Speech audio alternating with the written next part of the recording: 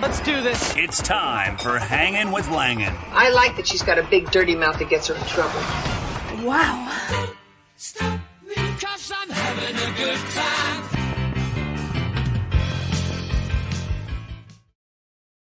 Hey, you guys. Hello, you're hanging with Langan. I'm so happy to see you today.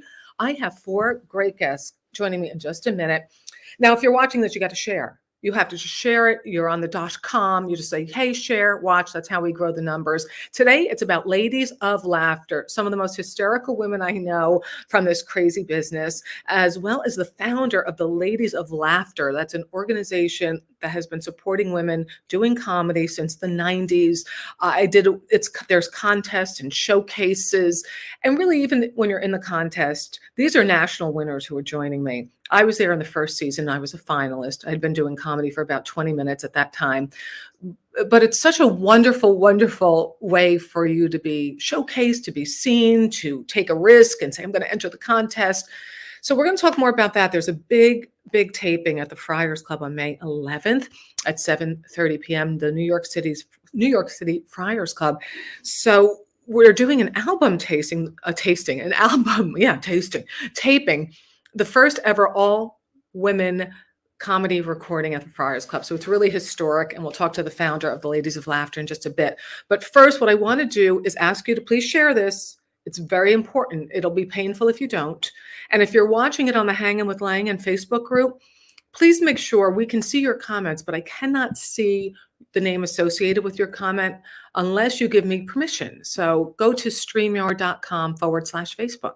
What is that, Maureen? StreamYard.com/Facebook. They'll be able to see your name associated with your comments. All right. So what I want to do is bring on 3 of the national winners who will be at the Friars Club on May 11th, along with myself and 5 other women to perform stand-up for the special album recording. First and foremost, one of my oldest, dearest friends in the business, Jane Condon, journalist turned comedian. Hey, Maureen. Yay. Thanks for being here. And the warm-up act for The View, and I know you're going to have questions, but how did that happen? It's really exciting. Regina, DeCicco. Yay, Regina. Hello, ladies. I got bed bugs at a gig we did together. Never had one of those before, so that was fun. It was really, and ladies and gentlemen, everyone's best friend. Everyone's best friend. Everybody wants to be this woman's best friend. Lawyer turned comedian, Liz Glazer. Hi. And I'm in a secret room in a semi-public place. So if somebody comes to get me, just know it's okay. Okay. Where are you, my daughter? Oh, you can't say it's a secret place. No.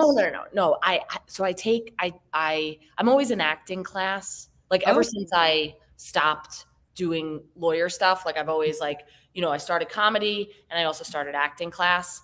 And so I've been in acting class a long time, but now that I've been in it a longer time, I take supplemental acting classes, such as an Alexander technique class. I don't know. I honestly don't even know what it is. I've been in the class for 7 weeks, not a clue, but I do think it's helpful. And anyway, it's in person. So I'm on 8th Avenue between, I think it's 35th and 36th, 9th floor. Okay, people, stalkers. That's where Liz is. Right, very specific. Yeah. What I want to talk about, hey, big shout out to Amy Ambrosino. She's watching. Yay. Jennifer Peterman. So what I want to ask you, ladies, this is really important. I'm sure you get this all of the time. I know I do. How did you start? People get scared. I wanted to puke when I started. I still sometimes want to puke. But Jane, you were a journalist. You tell people how you began. Like, what was your first time, the first time you did stand up, and what precipitated that? Well, I used to be a responsible person. As you say, I worked for Life and Fortune magazine. And then, but I was the youngest of 4, so I wanted attention. But the first time I went on stage was at Treehouse in Westport, Connecticut. I like to say my husband was out of town and I was unsupervised. And the first time I got up there, Johnny Rizzo, who's the king of comedians in Connecticut, said, "You're pretty good, kid."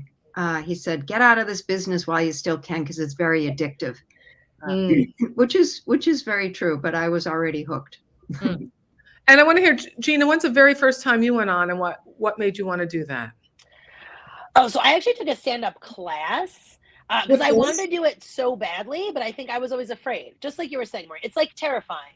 And then I think I was so afraid. I took the class. I got on stage. The very first time I got up, I thought it was completely uncomfortable, unnatural. I was like, this is so weird. These are strangers. Why am I telling them personal stuff? And I wanted to do it again. Yes. And that's when I was like, this is a problem. Like I watched it and I'm like, I was so nervous. I didn't move the mic stand. I left it in the middle of the stage and it looked like a mountain to me.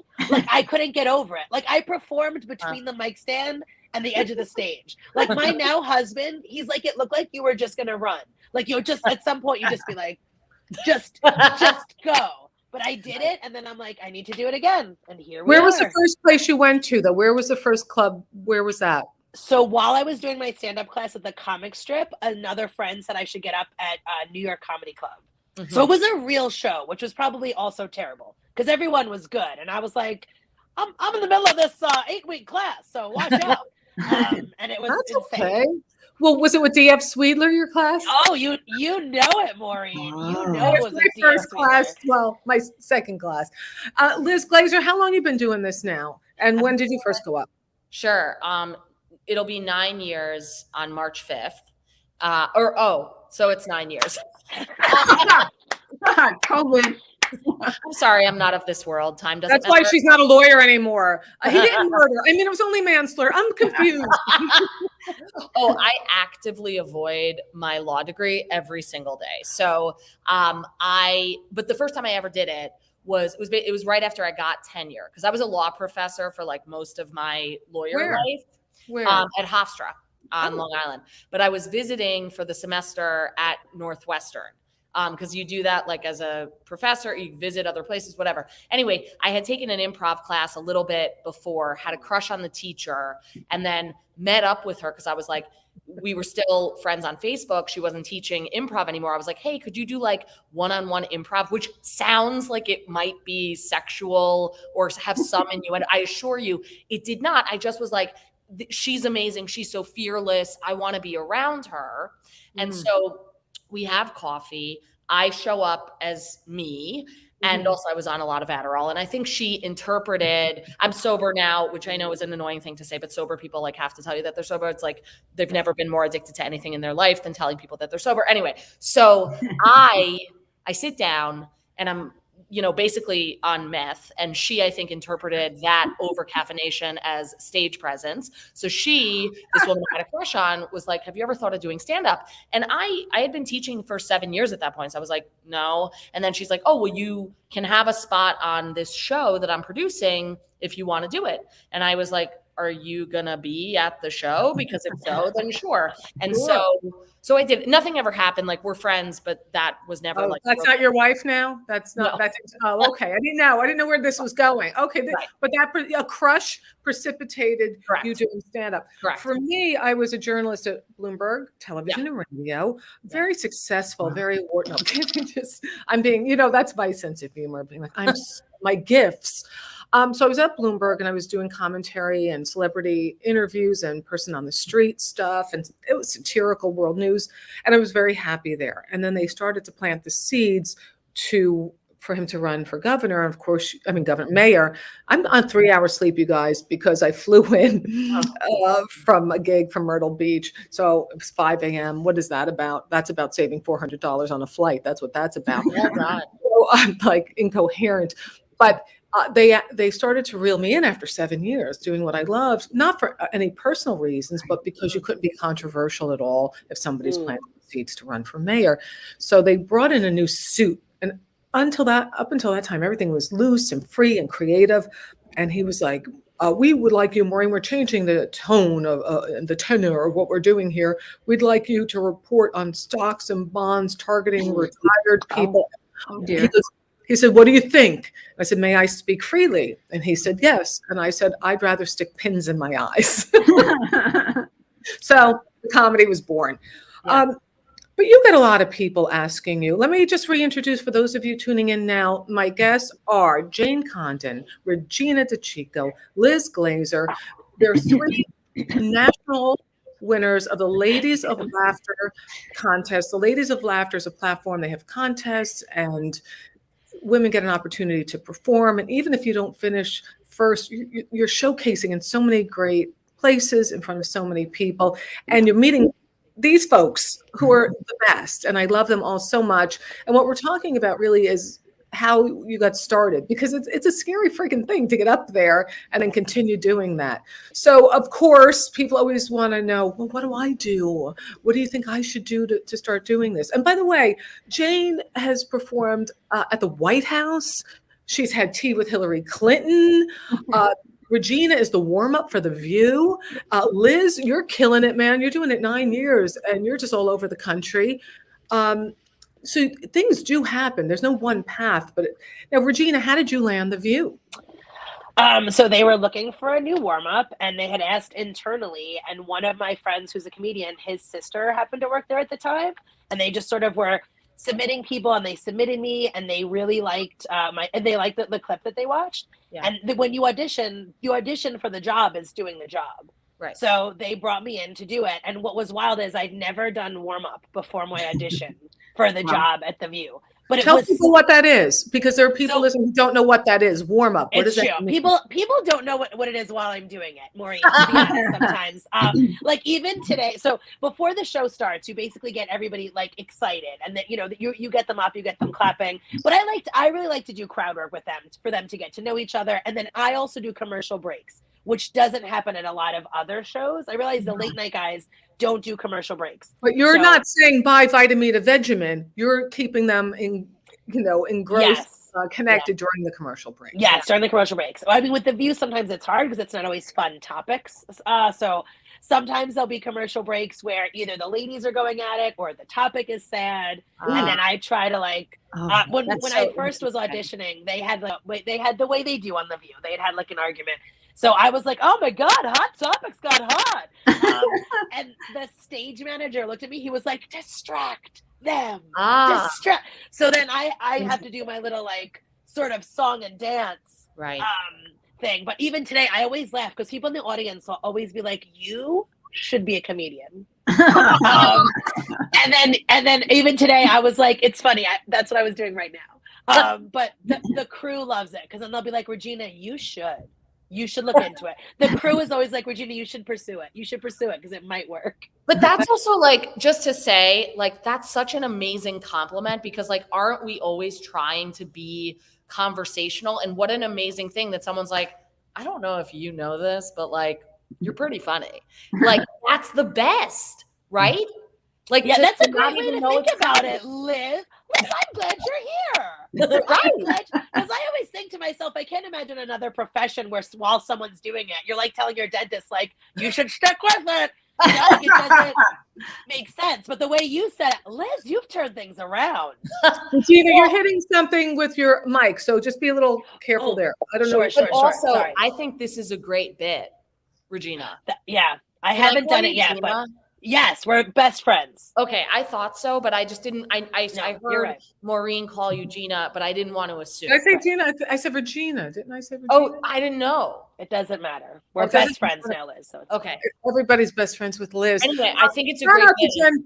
Jen Peterman, who's watching, we're going to get her back up on stage. She's really a natural. And now what I want to ask you, Jane, I mean, you have performed at events for the White House. Tell us what you've done in DC, because that was a big deal, and you've done it a few times. Don't you do some big White House thing? I did a lot of fundraisers, and I do a lot of benefits and theater stuff. I'd say actually my biggest claim to fame is I gave a commencement speech, so it was pretty cool. That's awesome. And what I loved is I went off book. You have to submit. Because they're afraid you're going to say mother effer or something. I don't know why. Yeah, I know. Unlikely with this face. But my favorite moment of it was when I pushed the script aside. It was 550 young women at Wellesley College, my alma mater. And we often let graduates do the commencement, because it's when, women giving you a lift up. Very sweet. Yeah. And also, I think Hillary Clinton and Nora Ephron and Cokie Roberts weren't available that year, or Madeleine Albright. But anyway, all that aside, They did call me too, Jane, and I couldn't do it. Just so you know, even though I didn't go to that college. Just so you know. Well, anyway, I pushed the script aside at one point, and I said, as I look at this sea of eager, educated faces, I'm thinking, I have a son in the audience, and he's available if anybody's interested, preferably someone with a healthcare plan. And I'm like, honey, would you stand up? And they're like, please, God, please let him stand up. Natural childbirth, just let him stand up. Okay. Yeah. And he stood up, and he waved, and he said, call me. Oh, Gee, that's I magic. had about 5 moms call me. That's magic. But didn't you perform at events where Bill Clinton was there and Hillary? Oh yeah, Bill and Hillary. Yeah, I've done both. Oh, that thing. Oh yes, I do Renaissance Weekend. It's a New Year's Eve show, over 1,000 people, and that's pretty wonderful. Oh, well, I can tell you how I bombed at it too. That's always part of comedy. What? Oh my gosh. I said I love bombing stories. We have I'm sort of the glue that holds the show together. We have like 75, 80 singers. We do song parodies of the year in review. And I just set it up, and I do things about people in the audience and interstitials. I bring jokes that I don't use, but sometimes I use. Yeah. I write it mostly at the show. It's real high wire. And anyway, I was saying something about how I really love it. It was a song parody of a TV show. I said, I really love this show, 24. And I think Chloe should marry Jack. And I know she's with Morris, and then I sort of, my antenna went up, and I'm like, oh my God, nothing. I'm hearing crickets. Like, to me, it was like a truck was riding through in front of 1,000 people. Yeah. Absolutely. No, nada. No response. And, I acknowledged, I just said, oh, I forget, you either read the Wall Street Journal or Scientific American. Silly me. Okay. And then it was on with the show. Good for you. Good knowing how to pivot. It's either acknowledge and move on, or just move on, because you'll hit a funny joke eventually. Yeah. But that takes confidence to do that, and that takes skill. That's what you learn, and that's one of the things you learn as a comedian. All the years. Yeah. What I want to do is give a shout out now. We are all going to be performing May 11th at the Friars Club in New York City. Ladies of Laughter, the national winners.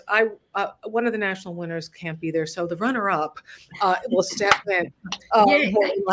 Great. Fair. Truth be told, I'd only been doing it 3 minutes the first year in the 90s, but I want you to get tickets. There's only 20 tickets left. This is a big deal. It's a live album taping, the first time in the history of the Friars that all female comics are doing a taping there. So there's only 20 tickets left, and it's only $25. It's open to the public. This is a rare opportunity to see an iconic townhouse building. Totally. What's the number, Maureen? Please stand by. 212-751-7272. That number once again, 212-751-7272. Call now, and you'll get an Amana radar range.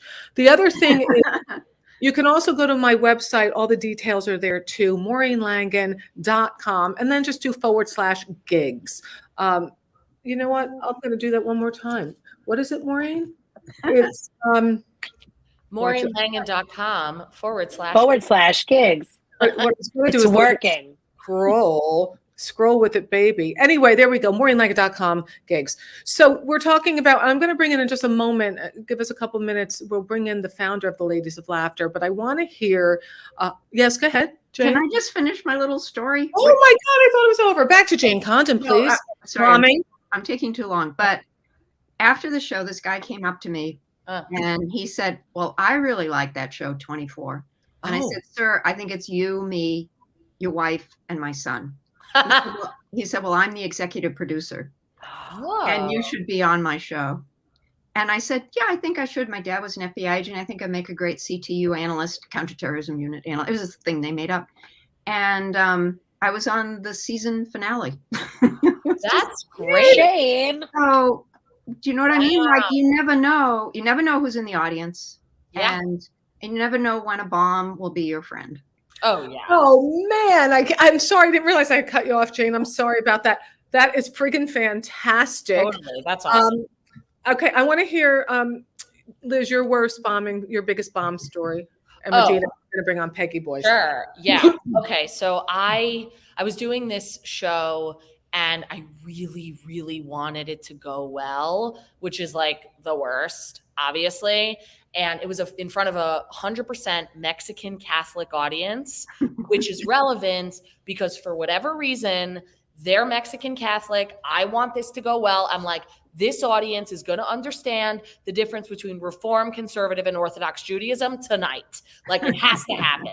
And I'm just like rolling with this TED Talk from synagogue that nobody asked for and just bombing so hard. And in the middle of this thing, someone's Siri on their cell phone accidentally heckled me, and it goes off and it says, "I'm sorry, I didn't quite get that." And that got the biggest laugh of the entire set. So that's great story. What about you, Regina? Have you ever had one, Regina? Ever? You know what, Maureen? I was going to say, when I had first gotten engaged, that was like my big opener, that I had just gotten engaged. And I was doing a show downtown, and I started off with that. And usually people would clap. There was no clapping.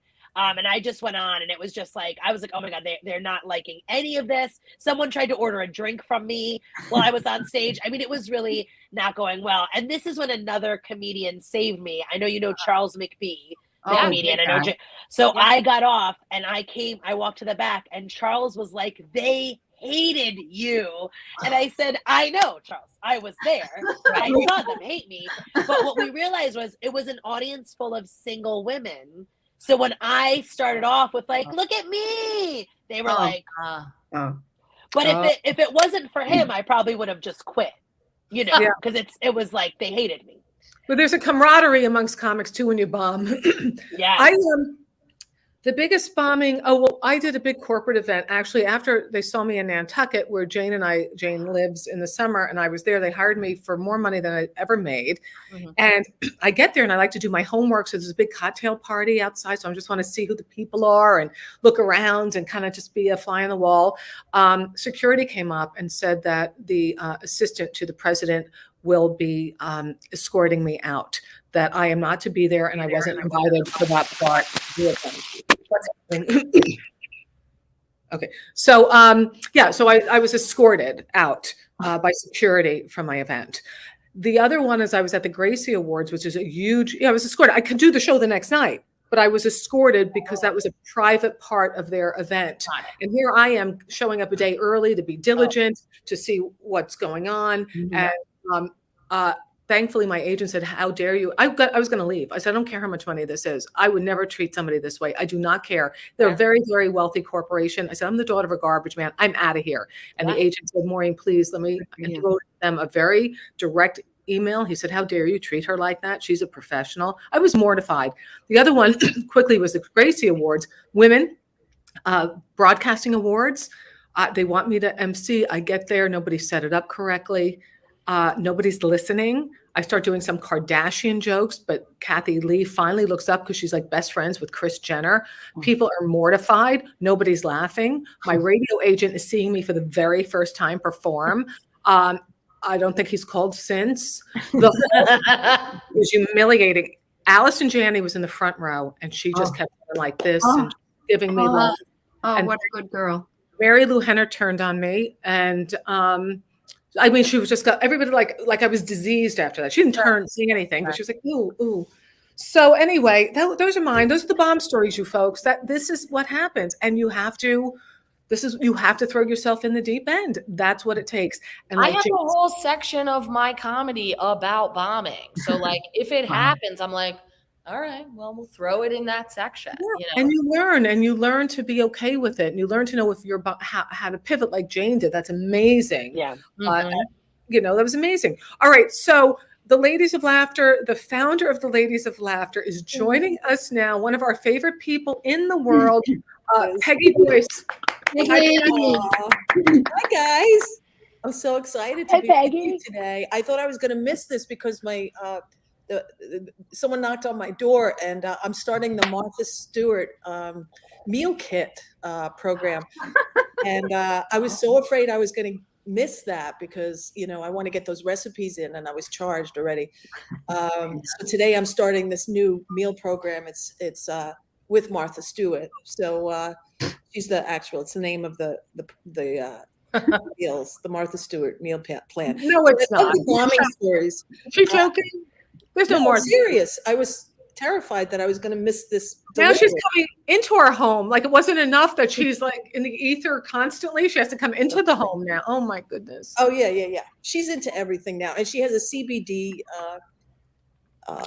thing now. She's got skincare. I mean, she's like amazing. My actress keeps growing. Last week I was going to go to, and my goal is to be a Martha Stewart, a groupie. I just want to follow her. My whole act is that she won't go away. Like we put her in jail, but she comes out. We can't live her. Like there's big societies popping up all across America because of her. All right. Yeah, I love her. It's like the Industrial Revolution. Yes, Snoop and her hanging out. It's great. I mean, getting high and all. Well, he brings the pot, she brings the pans. This is exactly if you get the munchies. So just so okay, ahead, Peg. So I want to know tell people what the Ladies of Laughter is. Oh, it's a burden. No. Actually, it's a wonderful program that I started. It's like, it really became my life. I mean, when you're young, you go into different fields and stuff, and without knowing it, this became my entire life. And so, I love it. It's really, I started it to really give women the chance to be discovered, the chance to get to the next level, and also create an atmosphere that's fun, that they get paid well, that they're treated with respect, and that they want to keep doing it. And that's what I knew what was missing when I was performing.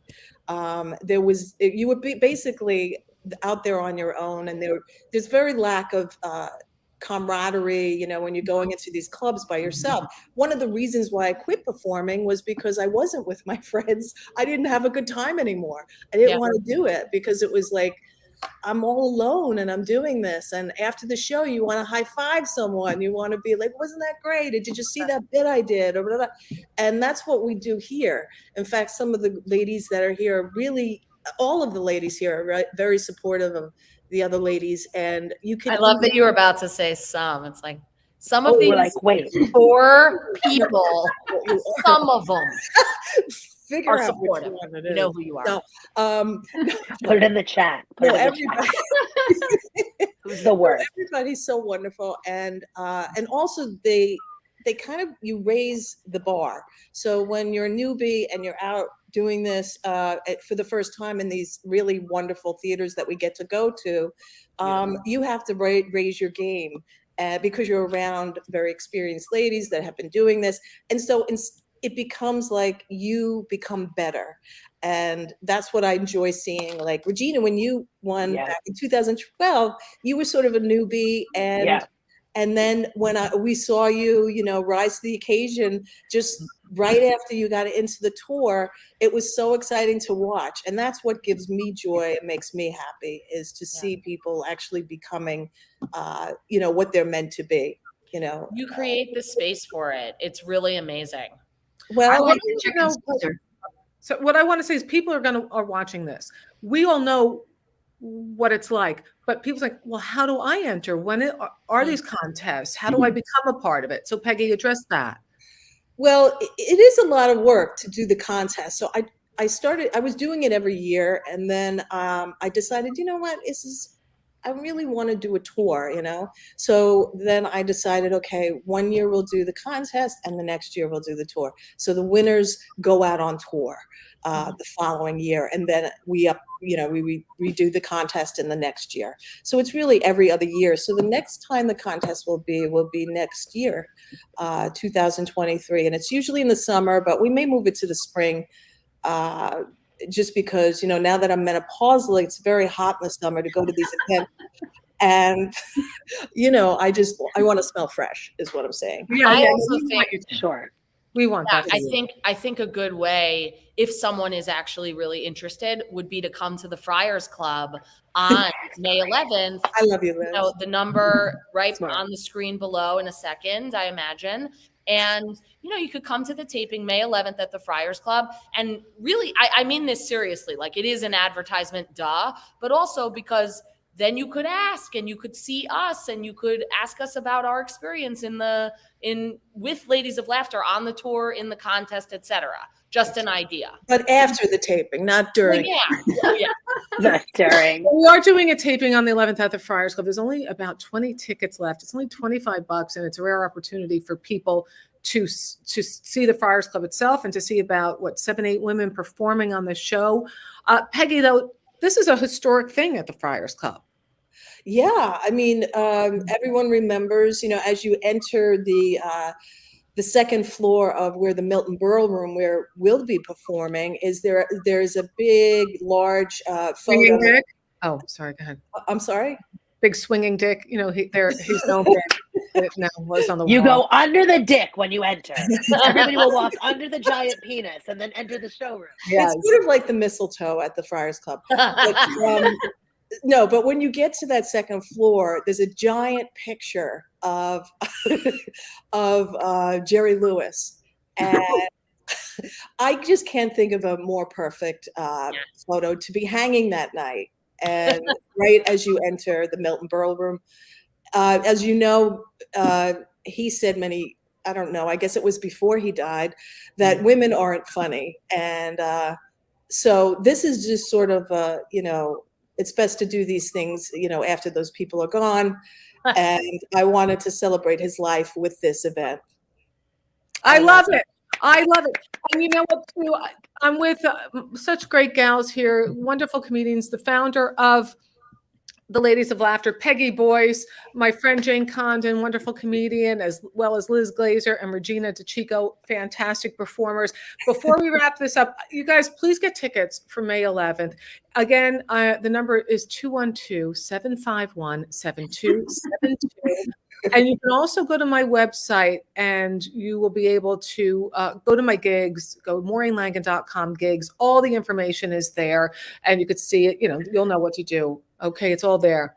Everything's happening. Now, what I want to wrap this up with, is I want each of you to give a piece of advice. I know Jen Peterman is watching and she really wants to get back on stage.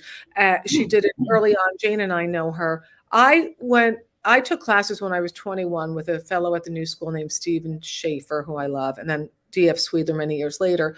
I was 21. I didn't go back up until I was 35. That's how frightened I was, you guys. So I understand, we all understand this fear. And now that I'm usually successful hosting a podcast from my sister's porch, everything's working out. We have great opportunities. I'm going to Dubai. I just found that out this morning. I'm so envious. These are the things that happen, you guys. I've been to South Africa and Switzerland and going to Edinburgh Fringe Festival in August. I tell you these things because you can make them happen. You may not make a fortune, but you will have a life that is so fulfilling. And, I used to want so much more before the pandemic. I gotta get more. Now I'm just so friggin' happy with what I have. And I love the camaraderie with people. I used to isolate so much more, not doing that. So I share these things with you because it is this kind of crazy up and down, but when you get there and you're okay with it, even through the struggle, it's a good thing. So I would like, first, Peggy, everybody give a piece of advice. Peggy, what's yours? Well, it's a calling, but make sure that the voice isn't, is your own voice. Mm-hmm. Don't listen to other people. And if you still want to do it when when it's not going well, then it's a calling.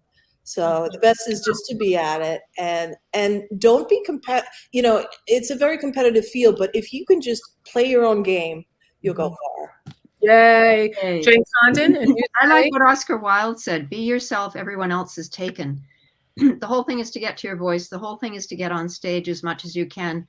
If you want to start not in the trenches at the open mics, which you should do some, Manhattan Comedy School, Gold Comedy, different towns, improv, acting.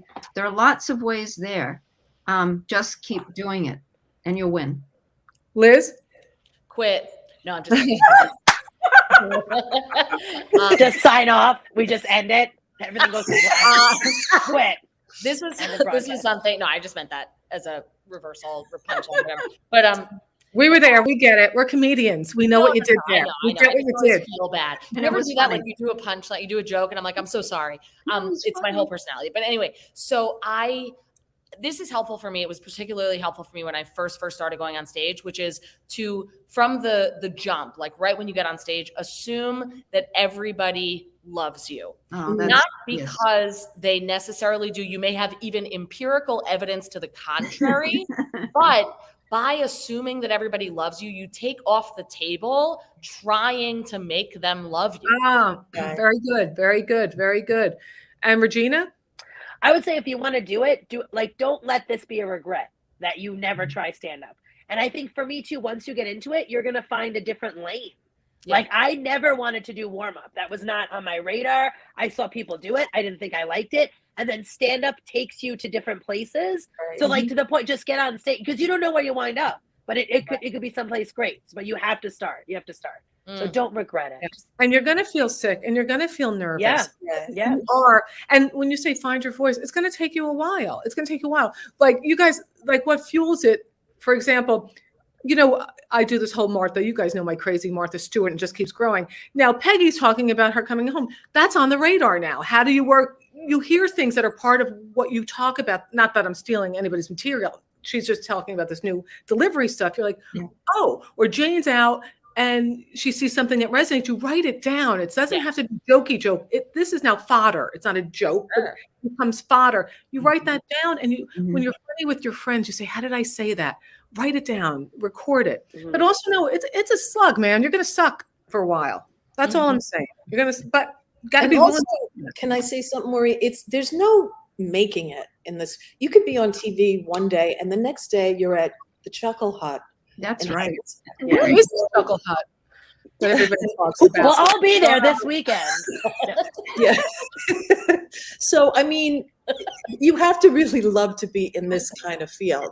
And when people say, oh, this is going to be my big break, I would say, hopefully it'll get you to be seen by more people. And you never know where you can go with it. Like when I started as a comedian, I noticed that there was this thing that was lacking, and that's what I wanted to create. And so I started out on that path, and I ended up here. And that's what's going to happen, that'll happen with a lot of you that do this. So it's a lot of you. Yeah. Well, 3 out of 4. Peggy gives us an opportunity to perform in Washington State and California and Long Island and just nationally everywhere. You've created such a wonderful opportunity for all of us. That's how we all know each other. And it's a really wonderful thing, Peggy. Thank you. I hope you all come to my funeral. That's really like, I hope it's not going to be like, well, who's taking over Ladies of Laughter now? When I drop dead. Who hopes that? Yeah, step over the body and then onward. But I hope at least I have a good funeral. You will have a great funeral. Yeah, we're going to do it. I just want to repeat what somebody else said, is just really come to this show. 10 of the best working female comedians, but 10 of the best comedians in the country are going to be there doing 10 minutes each. You couldn't see a better show. That's right. It's called Ladies of Laughter. Go ahead, Peg. I'm sorry. I stepped in history. Yeah. This is a historic night. Yeah, it is. Ladies of Laughter, it's the live taping, May 11th at the Friars Club, 212-751-7272. You got to be there at 7:30 because the doors are locked for the taping at 8 o'clock. That's right. If you're like, well, Maureen, I forget. How do I find out? Go to MaureenLangan.com, go to Gigs, and I have it all written up there too. So you guys, I'm going to, I want you to all give you a little social media. I'll do that before I say goodbye. I'm so happy you all hung with me, that you were hanging with Langan. Always. Oh, great show. I love you. Thank you for all of you do, for all that you do. Yes. For the people. It's a lot around you. Yeah. I'm a conduit for love. Jane Condon at jcondon4, CONDON, JCONDON4 on the Instagram. At regina.decicco. Once again, regina.decicco. And Liz Glazer at LIZGLAZER. And I'm always at Maureen Langan. Every day, same bat time, same bat channel. And Peggy Boyce, how do people follow you? Go to Ladies of Laughter. There's only one, even though many people use the name. There's really only one real Ladies of Laughter. This is the real one. You crazy kids. All right, what I'm going to do is Everybody, follow everybody. We're all about love. And until we, my own tech person, until we meet again. Bye, Wig. Mwah. No, you cannot leave me like that. Don't forget to subscribe, rate, and review, and feel free to share it with friends. Please don't go, please. I'll be back. Au revoir.